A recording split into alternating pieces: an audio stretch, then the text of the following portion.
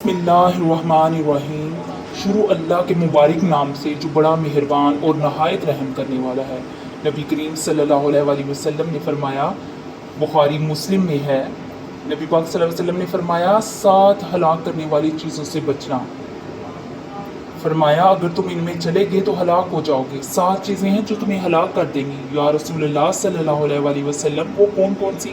तो हुज़ूर सल्लल्लाहु अलैहि वसल्लम ने फरमाया, नंबर 1, अल्लाह का साथ शरीक ना किसी को ठहराना, हलाक हो जाओगे।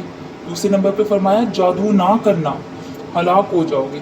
एक दफ़ा हुज़ूर पाक सल्लल्लाहु अलैहि वसल्लम ने जो चीज़ फरमा दी तो हलाक हो जाओगे, कैसे बचोगे उससे?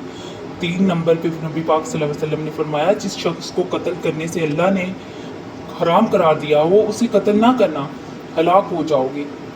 रसूल सल्लल्लाहु अलैहि वसल्लम ने चौथी चीज़ बताई, कहा सूद कभी ना खाना, हलाक हो जाओगे। एक हाजी थे, उसको पेंशन मिली तो बैंक वालों ने बड़ा समझाया तो हाजी साहब मान गए, मोहतरम मान गए।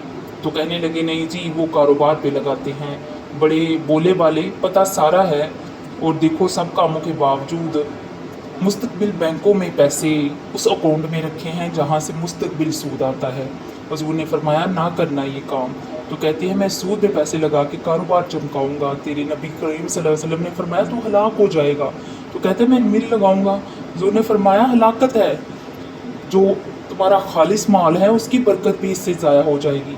उस बंदे का जो सूद का माल मिला रहता है, असल बरकत भी उड़ जाती है। मेरे नबी करीम सल्लल्लाहु अलैहि वसल्लम ने 5वीं चीज़ बताई, फरमाया यतीम का माल ना खाना, हलाक हो जाओगे।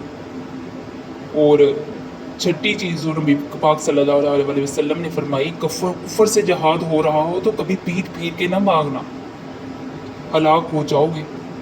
7वीं चीज़ रसूल पाक सल्लल्लाहु अलैहि वसल्लम ने फरमाई, बेकसूर औरत पे, बेगुनाह औरत पे तोहमत ना लगाना, ये ना हो कि उस पे तुम कोई तोहमत डाल दो। ये 7 वो चीज़ें हैं जो हलाक कर देंगी।